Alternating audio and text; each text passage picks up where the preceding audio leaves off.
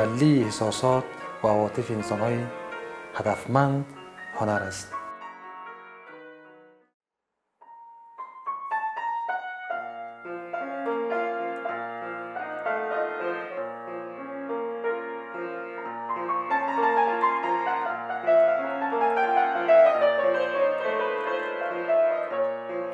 دنیای دیگر در زمینه هنر، در زمینه فرهنگ بسیار در یک موقف و جایگاه بسیار بلند قرار دارند، اما ما در اون موقعیتی قرار داریم که تلاش میکنیم که خاموش نشود.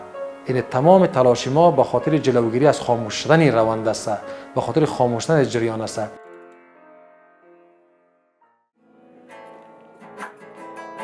این جنگ در دو زاویه آمده تبعات خود بالای هنر گذاشته. یکی که روند کن ساخته، بسیط ساخته و از یک طرف دیگه خود سایه جنگ در آثار ما آمده باستا پیدا کرده.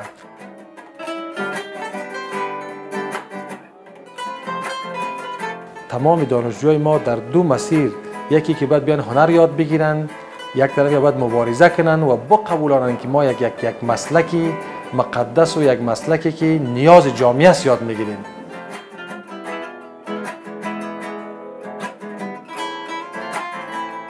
برنامه‌های متنوع و متعدد هنری داریم، اما ما یک دانشکده در سطح افغانستان، یک دانشکده در هرات داریم، دانشکده هنری که تعداد دپارتمنت‌هاش بسیار محدود است.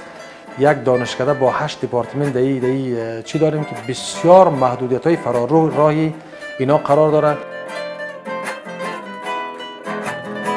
بیاید برای یک زندگی آزاد مبارزه کنید.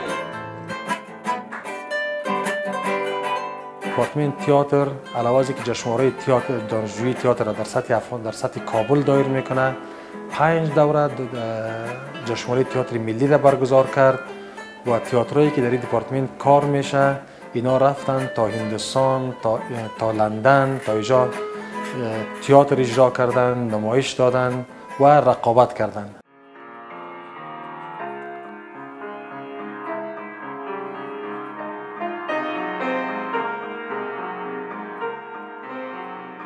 دپارتمنت سینما که از سال 1378 به این طرف فعالیت‌های خود آغاز کرده تا هنوز 48 جایزه بین‌المللی داره.